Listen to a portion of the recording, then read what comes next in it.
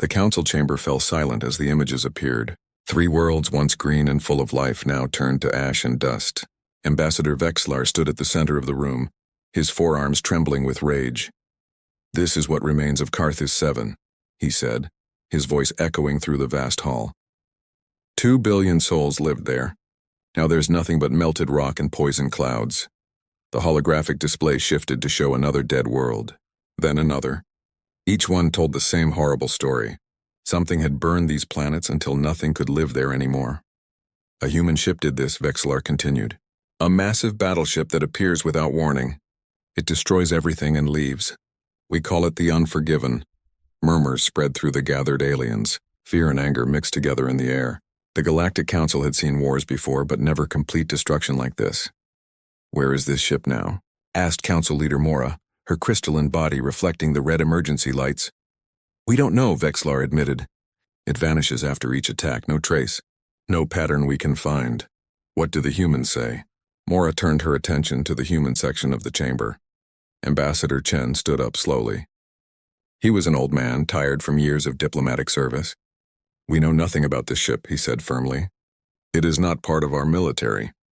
We condemn these attacks completely. If this vessel exists, it is acting without our government's knowledge or permission." "Lies," Vexlar shouted. "Only humans have this level of destructive technology. You must know something." Chen's face remained calm, but his hands gripped the podium tightly. "We are investigating. That is all I can say." The council chamber erupted in arguments. Some species demanded immediate action against humanity. Others urged caution. In the chaos, a young Caltharian analyst named Zix sat quietly at his terminal, studying the data. Something didn't make sense. Zix pulled up star charts and overlaid the destroyed worlds. At first they seemed random, but when he added older data, a pattern emerged.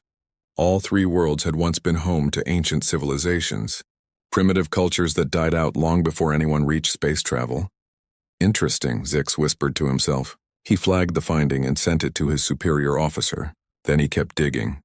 Far across the galaxy, Admiral Keiko Tanaka stood on the bridge of her flagship, the Prometheus. She stared at the same images the council had seen. 3 dead worlds. "Billions dead. Do we have any leads?" she asked her intelligence officer. "None, Admiral. The ship appears, destroys the planet, and disappears into quantum space. No communication. No demands. No explanation." Tanaka closed her eyes. She had lost her son 5 years ago. David had been serving on a colony world when something destroyed it. The official report said it was a reactor malfunction, but Tanaka never believed that.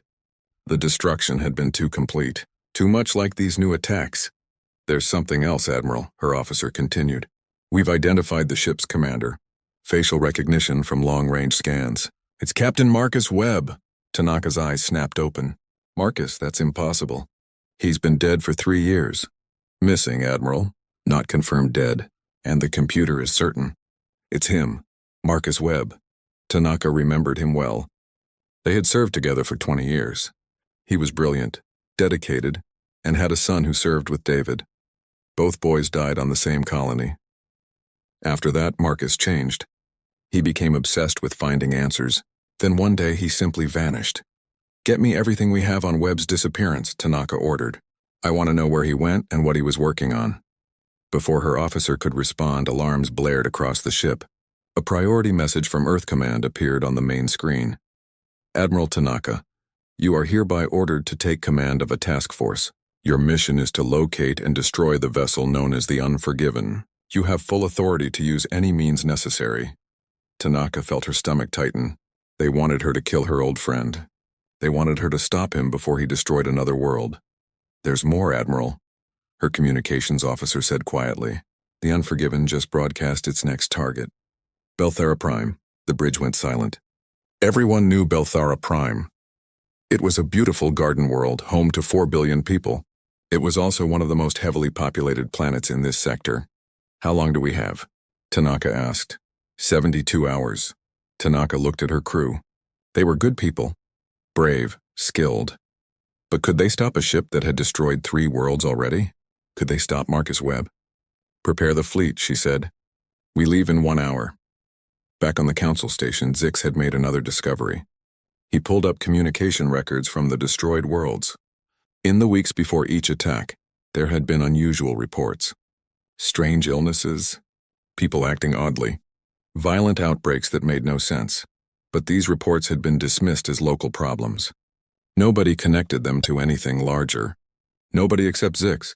He tried to access more data, but his terminal flashed a security warning. The information he wanted was classified, restricted to the highest levels. Why would medical reports be classified? Zix wondered aloud. His supervisor approached, looking nervous. Zix, what are you working on? Just analyzing the attack patterns, sir. I found something interesting. Drop it, his supervisor said quickly. Focus on fleet movements instead. The council doesn't want speculation right now. Zix nodded, but he didn't stop. He just became more careful about where he searched. Something was being hidden. Something important.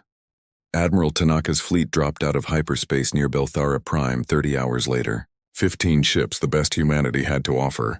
They formed a defensive grid around the planet. On the surface, chaos had already begun. The government was trying to evacuate, but how do you move 4 billion people in 2 days?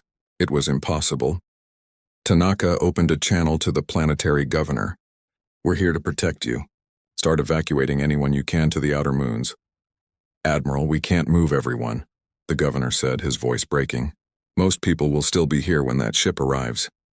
I know, Tanaka said softly. But we're going to try to stop it. Get as many people out as you can. The next 40 hours crawled by. Tanaka's crew ran constant scans looking for any sign of the Unforgiven. They found nothing. Then, with 8 hours left, reality itself seemed to tear open. The Unforgiven emerged from quantum space directly above Belthara Prime. It was massive, larger than any ship Tanaka had ever seen. Its hull was dark, almost black, with strange patterns that hurt to look at. All ships attack formation, Tanaka ordered. Target their weapons systems, the fleet opened fire. Missiles and energy beams streaked toward the Unforgiven. But before they could hit, the space around the battleship shimmered. The weapons simply vanished as if they had never existed. What just happened? Someone shouted. Unknown, Admiral. Our weapons aren't reaching the target. The Unforgiven rotated slowly, its main weapons charging. Tanaka could see them glowing with terrible power. In seconds, they would fire. In seconds, Belthara Prime would die. Then her communication screen flickered. A face appeared. Older, tired, but unmistakable. Marcus Webb, hello, Keiko, he said quietly. I was hoping it wouldn't be you they sent. Marcus, Tanaka breathed. What are you doing? What I must. Stand down, Keiko, you don't understand what's at stake here. Then explain it to me. Webb looked sad. I can't, not yet. But this world must be destroyed. I'm sorry, the channel closed. The Unforgiven's weapons finished charging. Tanaka had seconds to make a decision. Tanaka made her choice in an instant. All ships full assault. Target the weapon ports. Her fleet surged forward. Every ship fired everything they had. The space between them and the Unforgiven, filled with missiles, energy beams, and kinetic rounds. For a moment, Tanaka hoped it would be enough. It wasn't. The Unforgiven's defensive systems activated. The strange shimmer around its hull intensified. Weapons that should have destroyed it simply disappeared or veered away. One missile actually curved back and destroyed the ship that fired it. We can't hit it. Her weapons officer shouted, keep firing, Tanaka ordered. We have to buy time for the evacuation. But the Unforgiven wasn't focused on them. Its massive weapons aimed down at Belthara Prime. Tanaka watched in horror as they prepared to fire. Then something unexpected happened. The battleship hesitated. Its weapons powered down slightly. Webb's face appeared on her screen again. Keiko, please. Take your ships and leave. I don't want to kill you. You're about to murder 4 billion people, Tanaka shouted back. They're already dead, Webb said, his voice heavy with sadness. You just don't know it yet. What are you talking about? Webb looked like he wanted to explain, but instead he shook his head. I can't let you stop me. I'm sorry. The Unforgiven's secondary weapons came online. They targeted the human fleet. In the span of 5 seconds, 7 ships exploded. 7 crews, thousands of people gone in an instant. Tanaka felt rage burn through her. Marcus had been her friend. She had trusted him. And now he was killing her people. Prometheus, full power to engines, she commanded. Plot a ramming course. Admiral, that's suicide! Her executive officer protested. If we can't shoot it, we'll crash into it. The crew will evacuate. That's an order. Her ship surged forward, accelerating to maximum speed. The Unforgiven's weapons tracked them. But Tanaka's pilot was good. They dodged and weaved, getting closer with each second. All crew, this is the Admiral. Evacuate now. Get to the escape pods. Around her, the bridge crew hesitated. They didn't want to leave their commander. But training took over. One by one, they ran for the exits. Within 2 minutes, only Tanaka remained on the bridge. She gripped the controls herself now. The Unforgiven grew larger in the viewport. She could see details on its hull, strange organic patterns mixed with metal, technology she didn't recognize. Come on, she whispered. Just a little closer. The Unforgiven tried to evade, but it was too slow. Too massive. The Prometheus struck its side like a spear. The impact threw Tanaka from her chair. Alarms screamed as the ship began to break apart, but they had done it. A huge hole now opened in the Unforgiven's hull. Atmosphere vented into space. Internal fires flickered in the darkness. Tanaka pulled herself up. Her ship was dying, but she wasn't done yet. She grabbed a combat suit from the emergency locker and sealed herself inside. Then she armed herself with every weapon she could carry. "Marcus, I'm coming for you," she said into the silence. She made her way to the breach. The Prometheus was lodged deep in the Unforgiven's side. All she had to do was climb through. Her magnetic boots activated, locking her to the twisted metal. The interior of the Unforgiven was like nothing she had ever seen. The walls weren't just metal. They pulsed slightly as if alive. Veins of some strange material ran through everything. It was part ship, part something else. Tanaka activated her combat scanner. It showed dozens of life signs ahead, but they weren't moving normally. They seemed to be part of the ship itself, connected to it somehow.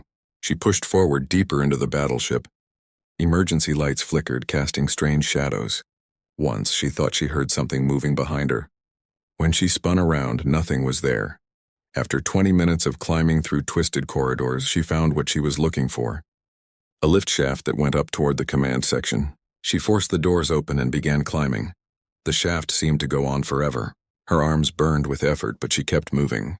She thought about David, her son. She thought about all the people who had died. She thought about Marcus and what had turned him into this. Finally, she reached the bridge level. The doors opened easily as if they had been waiting for her. She stepped out, weapons ready. The bridge was massive and dark. In the center, surrounded by holographic displays, stood Marcus Webb. He looked older than she remembered, thinner. His eyes had dark circles under them. "I was wondering how long it would take you," he said without turning around. "You always were stubborn. It's over, Marcus. Surrender the ship." Now he turned to face her. In the dim light, she could see he was sick. His skin had a strange pallor. His hands shook slightly. "Over? Keiko, it's just beginning." He gestured to the displays around him. They showed Belthera Prime. But something was wrong with the images. Tanaka stepped closer, keeping her weapon trained on him. As she looked at the planet, she saw what Marcus saw. In the major cities, something was happening. People were rioting. No, not rioting. Attacking each other with terrible violence. "What is that?" she asked. "The truth," Marcus said. "The reason I've been destroying planets." "Look closer." He enhanced one of the images. Tanaka saw people changing, their bodies twisting into something else. Something wrong. They moved too fast. Their limbs bent in impossible ways. And they were spreading, consuming anyone they touched. "What am I looking at?" "Harvesters," Marcus said. "An ancient parasitic species. They seed developing worlds with spores. When a civilization reaches a certain point, the spores activate. The entire population becomes infected, transforms into mindless bioweapons that spread to other worlds." Tanaka stared at the screens. The infection was spreading fast. Already it looked like millions were affected. "This is why you destroyed those planets?" "They were all infected. I detected the spores activating. If I had waited, if I had tried to warn people, the harvesters would have escaped to other worlds. Total sterilization is the only way to stop them. But billions of innocent people were already dead," Marcus shouted. "The spores can't be removed. Can't be cured. Once they activate, everyone on that world is lost. I tried to find another way, Keiko. I spent 3 years trying. There isn't one," Tanaka wanted to argue. Wanted to tell him he was wrong. But the screens told a different story. She watched as the infection swept through cities like wildfire. She watched as a planet died in slow motion. "How did you find out about this?" she asked. Marcus's expression grew even sadder. "David and James, our sons. They discovered it on their colony. They tried to warn Earth, but the infection activated before the message could get out. I spent years investigating their deaths. I found the truth. Found technology from an ancient race that fought the Harvesters, built this ship from their weapons. So you've been killing worlds to save the galaxy? Yes. Marcus activated the Unforgiven's main weapons again. They locked onto Belthara Prime, and I'm about to do it again. You can try to stop me, but you'll fail. This ship's systems are integrated with my neural network. Only I can control it. Tanaka looked at her old friend. She looked at the dying planet. She looked at her weapon. She had to make a choice. Stop Marcus and let the infection spread, or help him commit genocide. Show me proof, she said. Show me these spores are real. Marcus nodded. He brought up biological scans of Belthara Prime's population. Tanaka wasn't a scientist, but even she could see the foreign organisms in their bodies. Millions of tiny parasites all activating at once. The colony where our sons died, Marcus said quietly. This is what killed them. They were infected too. By the time they realized what was happening, it was too late. Tanaka felt something break inside her. David had died like this, transformed into a monster. She had spent 5 years mourning him, never knowing the truth. I'm sorry I didn't tell you sooner, Marcus said, but I couldn't let anyone stop me. This is too important. Tanaka lowered her weapon. She walked to the control panel and looked at the targeting systems. One button. That's all it would take to erase Belthara Prime from existence.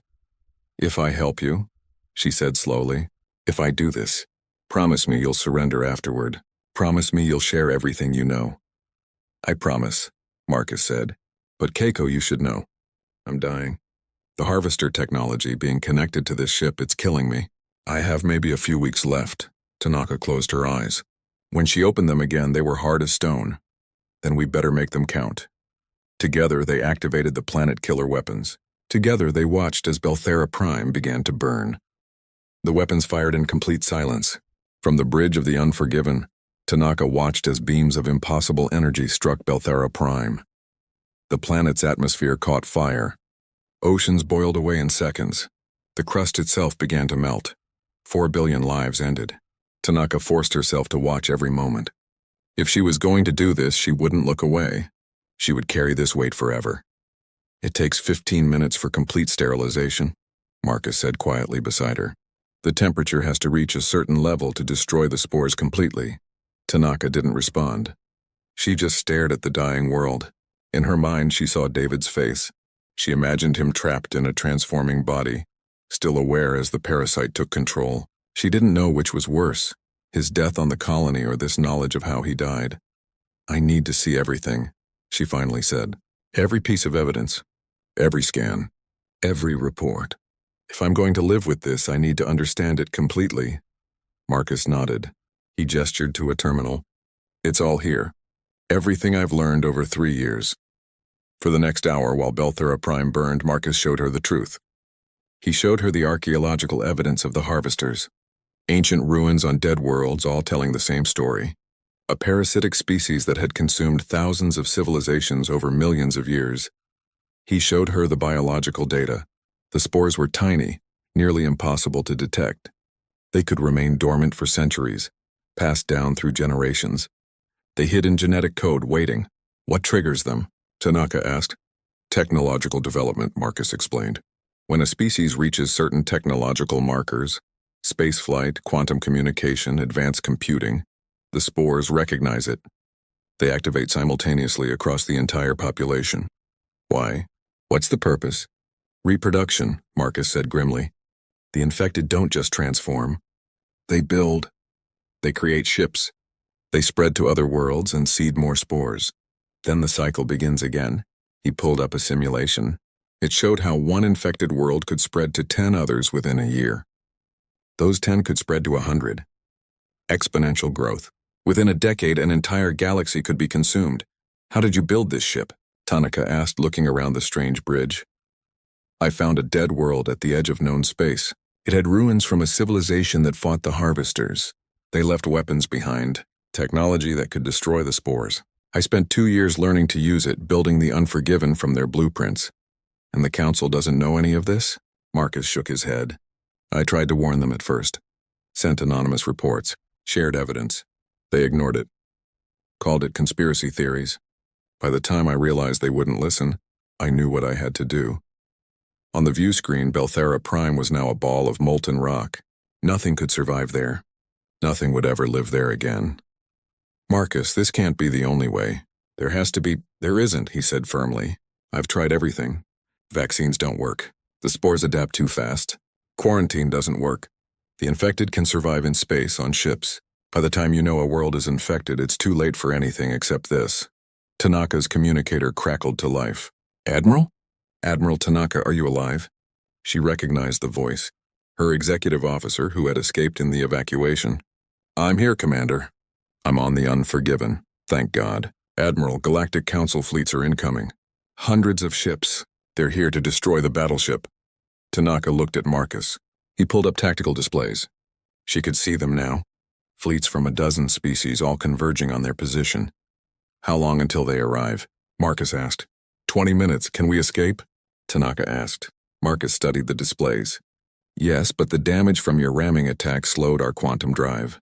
We won't get far before they catch us, then we need to talk to them, show them what we showed each other. They won't believe us, Marcus said. I have recordings of everything. The infection, the transformation. They'll call it fake, human propaganda. We have to try. Marcus started to respond but stopped. His face went pale. He stumbled, catching himself on the console. Marcus? I'm fine, he said, but he wasn't. Blood dripped from his nose. His hands shook worse than before. You said weeks. You lied, didn't you? Days, Marcus admitted. Maybe less. The ship's technology is toxic to human biology. I've been dying since the day I connected to it.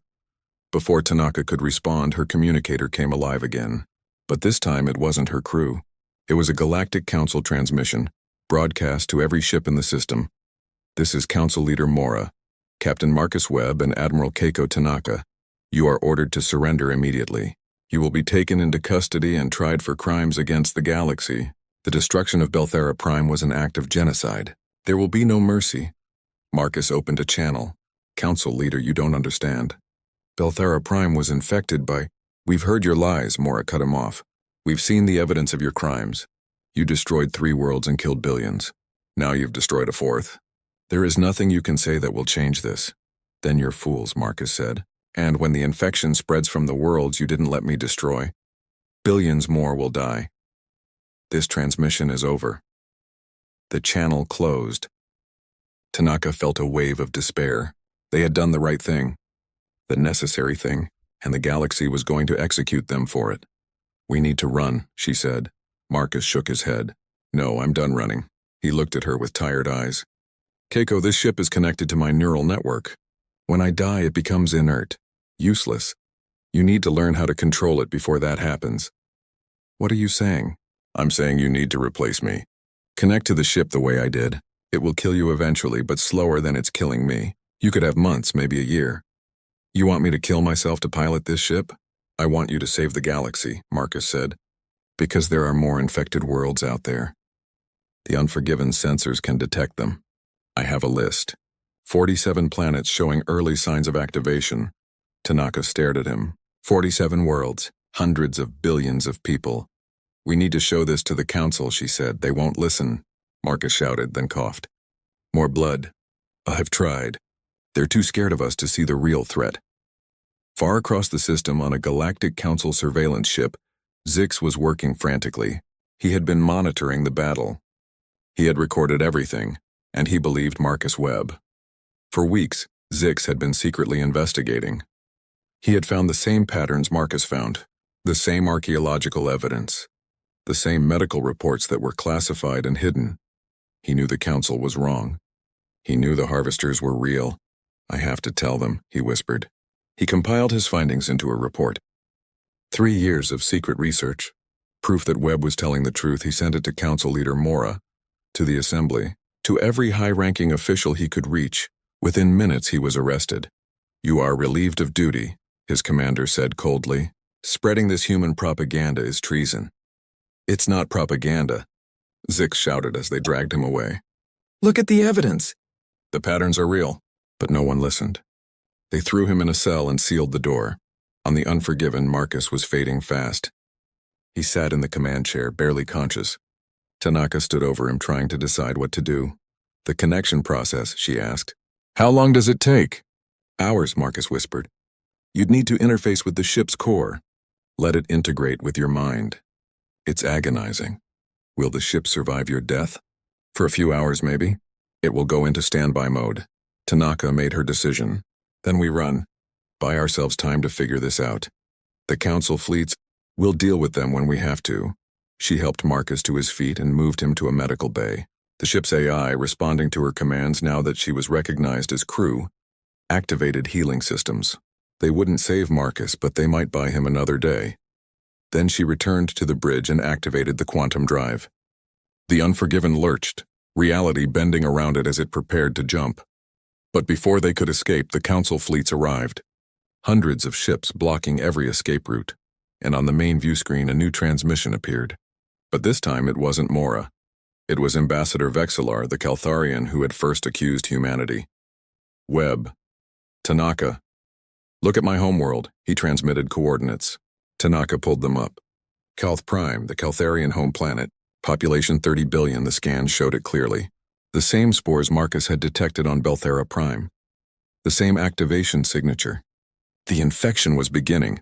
No, Tanaka breathed. Yes, Vexillar said, his voice hollow. My people, my family. They're all infected, aren't they? Marcus appeared on the bridge, barely able to stand.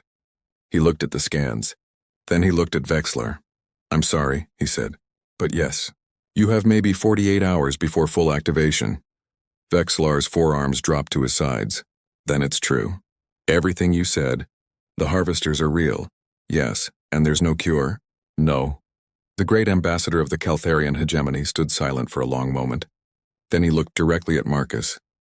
Then do what you must, he said. Save the galaxy. Even if you have to destroy us to do it. The silence after Vexillar's words felt heavier than the weight of entire worlds. Tanaka looked at Marcus. He was barely standing, his body failing, but his eyes were clear and determined. I can't, Marcus whispered. 30 billion. That's 10 times more than any world I've destroyed. You have to, Vexillar said. My people are already showing symptoms. Violence in the cities. People attacking each other. Within 2 days we'll be completely transformed. And then we'll spread to every Caltharian colony. Hundreds of worlds. Tanaka pulled up the sensor data. Vexillar was right, the infection was progressing fast. Much faster than on Belthera Prime. Perhaps because the Caltharian population was so much larger, so much denser. There has to be another way, she said. There isn't, Marcus said. I've looked. For 3 years I've looked. This is the only way. Then I'll help you, Vexillar said. Tell the council it was my decision. Tell them I ordered you to do it. They won't listen, Marcus replied. They'll say we forced you. Threatened you. Then what do we do? Before anyone could answer, another transmission came through. Council leader Mora appeared, her crystalline form glowing with anger. Vexillar, step away from that ship immediately. We will handle this situation. There's nothing to handle, Vexillar said. My world is infected. The human is right. We need to... You are in shock, Mora interrupted. You're not thinking clearly. The humans have deceived you with false data.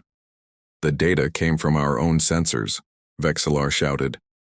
Look at it yourself. We will investigate properly. We will not destroy an entire civilization based on panic. Marcus activated the Unforgiven's weapons. They locked onto Calth Prime. You don't have time to investigate. In 48 hours, it will be too late. Mora's image flickered with rage. If you fire on that world, we will destroy you. I have 500 ships here. You cannot win. I don't need to win, Marcus said quietly. I just need to fire first. Stand down, Captain Webb. This is your final warning. Marcus's finger moved toward the firing control. Tanaka grabbed his wrist. Wait, she said. Marcus, think about this. If you destroy Calth Prime, the entire galaxy will unite against humanity. They'll declare total war. Better war than extinction, Marcus replied. Is it? You'll die in the next few days. I can't control this ship alone. Who will stop the other infected worlds? Who will save the galaxy if we're all killing each other? Marcus hesitated. She was right. He knew she was right. But every moment they waited, more Caltharians became infected. In his cell on the Council surveillance ship, Zix was listening to everything. The guards had left him alone, thinking he was just a crazy analyst. But he still had his earpiece. He heard every word. He had to do something. The Council was making a mistake.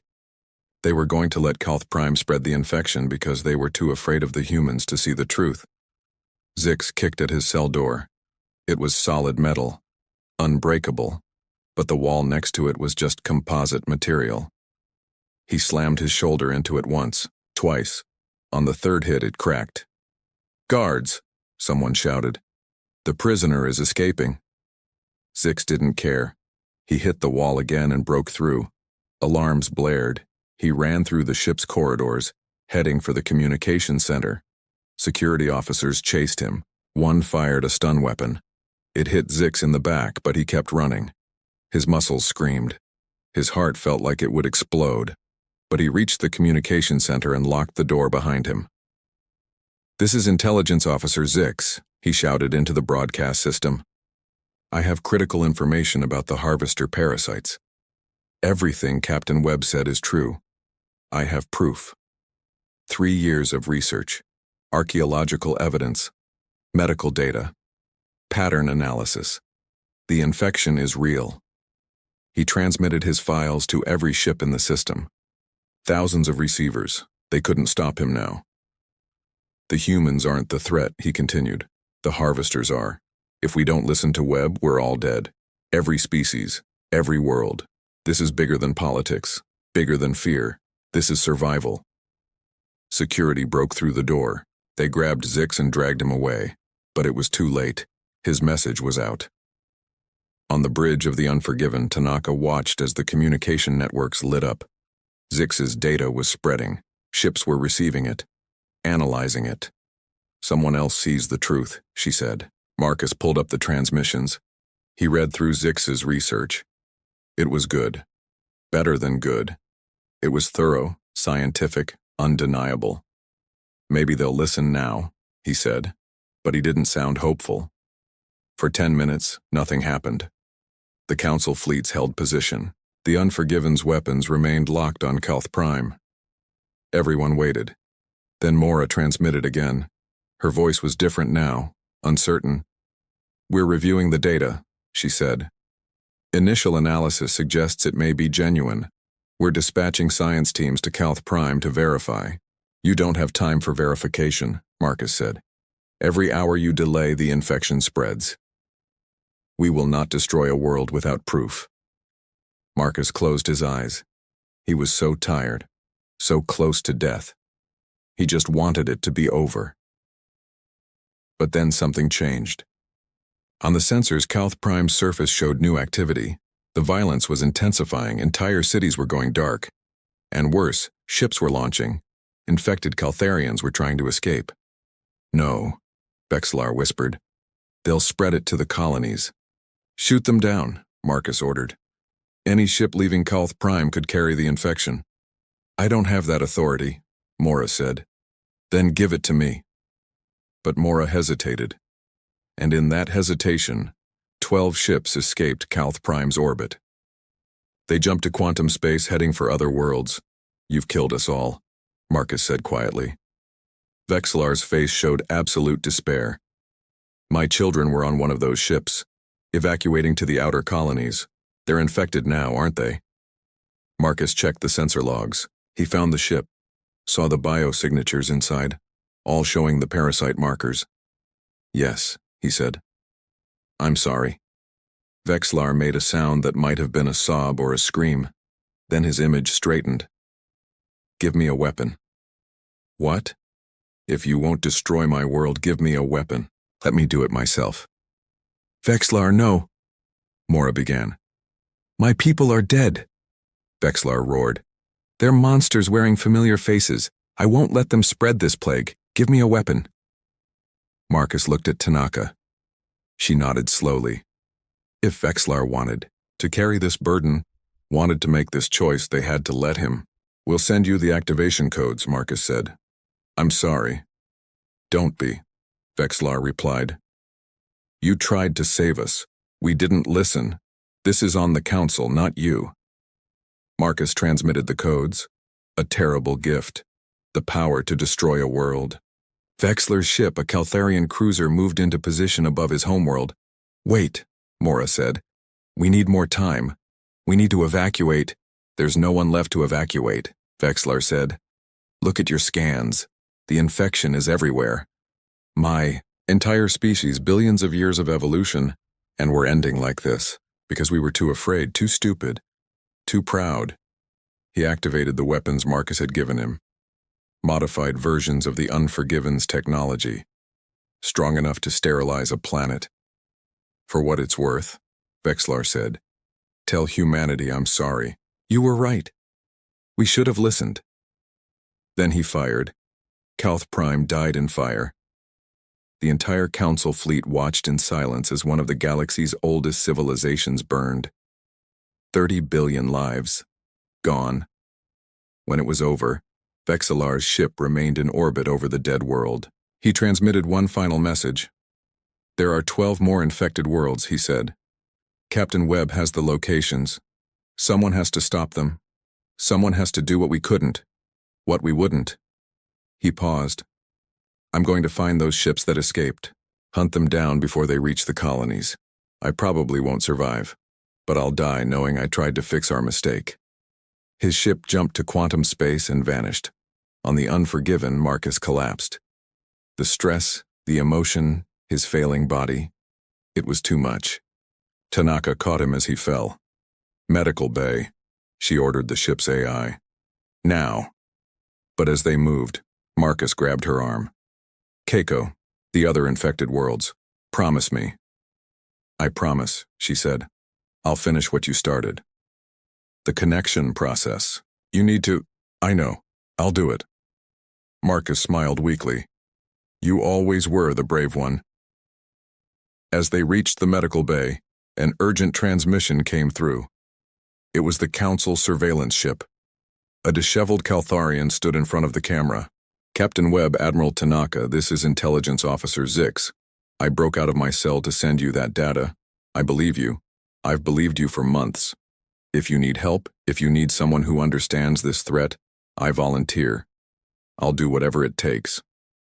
Tanaka looked at the young analyst. He was bruised and bleeding, clearly beaten by the guards, but his eyes burned with determination. We need scientists, she said. People who can study the harvesters, maybe find a cure. I'll try, Zix said, even if it takes the rest of my life. Then welcome aboard, Tanaka replied. In orbit around dead Calth Prime, the Council fleet finally understood. The threat was real. The humans had been telling the truth. But understanding came too late, bought with 30 billion lives. And somewhere in deep space, 12 infected ships flew toward unsuspecting colonies carrying death in their hulls. 3 months had passed since Calth Prime burned.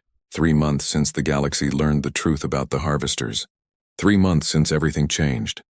Admiral Keiko Tanaka stood on the bridge of her flagship. No longer the Prometheus, but a new vessel. The Unforgiven too. Around her, 11 more ships hung in the darkness of space. 12 planet killers, all bearing the same name. The Unforgiven fleet, Marcus Webb, was dead.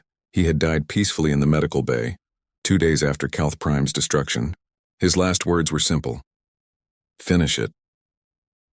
Tanaka had made the connection to the original Unforgiven's core, letting the alien technology integrate with her mind. The process was every bit as agonizing as Marcus had warned. But she survived, and now she commanded not just one planet killer, but an entire fleet. Admiral, we've detected another signature, her science officer reported. It was Zix, the young Caltharian who had risked everything to reveal the truth. He had joined the fleet as promised, bringing 20 other scientists from various species. All volunteers, all willing to carry the burden. Where? Tanaka asked. Veron 6, it's a human colony. Population 200 million. Tanaka felt her stomach tighten. After 3 months, she still wasn't used to this. She had destroyed 7 worlds already. The weight of it pressed on her soul like a physical thing. But she kept going because someone had to. How long until activation? She asked. 72 hours, maybe less. The spores are in early trigger phase. Send a warning to the planetary government. Tell them to evacuate anyone they can to space stations and orbital platforms. We'll screen the evacuees for infection. Yes, Admiral, this was the new protocol. Warn the people. Save anyone who could be saved. But in the end, the planet always died. They couldn't risk even one infected person escaping. Tanaka walked to the observation window. Behind her, the fleet was a constellation of dark metal and alien technology. Humanity had built them in secret, using the blueprints Marcus had left behind. The official human government claimed no knowledge of the fleet. Publicly, they condemned Tanaka as a rogue officer. Privately, they gave her everything she needed. Admiral, Zix approached her carefully. I have the latest research results. Tell me you found something good, she said. Zix hesitated. We've made progress. We can now detect the spores in the dormant phase, not just when they're activating. That's good news. But we still can't remove them. Every attempt to kill the spores kills the host. And we haven't found a way to prevent activation. Tanaka nodded. It was always the same. Progress, but never enough. Never a cure. Just better ways to detect who needed to die. Keep working, she said. Somewhere there has to be an answer. Yes, Admiral. In the month since Calth Prime, the Galactic Council had fractured. Some species supported the Unforgiven fleet, seeing them as necessary guardians. Others viewed them as human tyrants, using the Harvester threat to seize power. The debates were endless, but the fleet didn't wait for consensus. They went where the sensors led them. They did what needed to be done. And slowly, grudgingly, the galaxy accepted them. Incoming transmission, the communications officer announced. It's Vexlar. Tanaka smiled slightly. The old Caltharian had survived. After destroying those 12 escape ships, he had joined the fleet. Now he commanded the Unforgiven 7, hunting infected worlds in the outer sectors. Admiral. Vexlar's image appeared. He looked older, more tired, carrying the same weight Tanaka carried. I found something. You need to see this. What is it? A partial infection. A colony world where only 30% of the population transformed. The rest survived in underground shelters. They're clean. No spores. Tanaka felt a spark of hope. That's impossible. Marcus said infection was always total. I know what he said, but I'm looking at 5,000 uninfected survivors right now. We brought them aboard for examination. Zix needs to see this. Send me the coordinates. We're on our way. The fleet jumped to quantum space. When they emerged in the system Vexlar indicated, Tanaka saw the planet. The surface was partially destroyed, but parts remained habitable. And orbiting nearby were the Unforgiven 7 and several transport ships full of survivors. Zix worked for 3 days straight, studying the survivors, testing their blood, analyzing their genetic code. On the 4th day, he called Tanaka to the medical bay. We found something, he said, excitement in his voice. These people have a genetic mutation, a very rare one. It makes them immune to the spores. Immune. Completely? The spores can't attach to their cells, can't integrate with their DNA. They're naturally resistant. Tanaka felt her heart race. Can we replicate it? Create a treatment? Maybe it will take time. Years, probably. But yes, I think we can. For the first time in 3 months, Tanaka felt something other than despair. Hope. Fragile and small, but real. How many people carry this mutation? She asked. In the general population? Maybe 1 in 10,000. But if we can create a genetic therapy based on it, we could inoculate entire populations. Do it, Tanaka ordered. Whatever you need. Whatever it costs. There's something else, Zix said. While studying the immune survivors, I found references in their old medical databases. The mutation isn't random. It appeared suddenly in their population about 300 years ago. Almost like it was introduced deliberately. What are you saying? I'm saying someone tried to help these people. Someone knew about the harvesters and tried to create immunity. The effort failed, obviously. The mutation is too rare. But someone tried. Tanaka considered this. Who would have that knowledge? That ability? The species that left the technology Marcus found, she said slowly. The ones who built the original weapons. Maybe. Or maybe they weren't the only ones fighting the harvesters. It was a mystery they didn't have time to solve. Baron 6 was still infected, still needed to be destroyed. The survivors with immunity gave them hope for the future, but they couldn't save the present. The fleet moved into position above Veron 6, The evacuation had saved 2 million people. The remaining 198 million were infected. Tanaka gave the order. The planet burned. But this time she had something to hold on to. This time they had saved some people. This time there was hope for a cure. Weeks turned into months. The Unforgiven fleet continued its grim work.